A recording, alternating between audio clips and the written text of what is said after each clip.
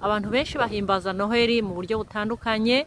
Mbega wewe uhimbaza Noheli gute? Mbega wewe woba wibaza ko Noheli koba ari umunsi wo kurya no kunywa?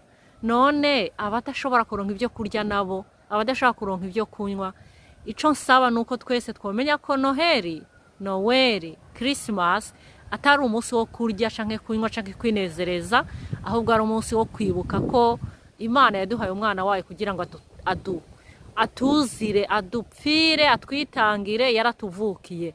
None rero reka tumushime.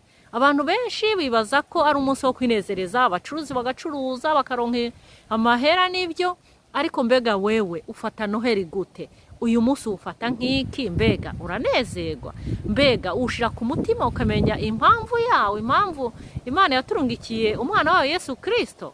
Reka nsabe kugira ngo mwese mugire Noheli nziza, mugire umusi mwiza, mugire ibihe byiza bya Noheli n'ubunane, kandi dukomeje gushima. Umuryango w'abashima twama dushime uhoraho muri byose, atwemere kugera kuri impera y'umwaka, kandi dusaba kugira ngo tuze dutangure n'ubundi amahoro. Mwese mugire Noheli nziza, muze mugire ibihe byiza mu mitima yanyu, mu bugingo bwacu no mu mibiri yacu, tuze turyoherwe n'ibyo Imana idushikanye ko. Mbifurije kugira Noheli nziza, mugire amahoro n'ubuzima, mugire ubuzima buzima kandi ubuzima bushima Imana. Noheli nziza mwese, Merry Christmas and Happy New Year. Muze murangize neza ubuzima bwanyu bwose, muze mushike mu bwami bwo mu ijuru amahoro. Murakoze mwese, Imana ibahezagire.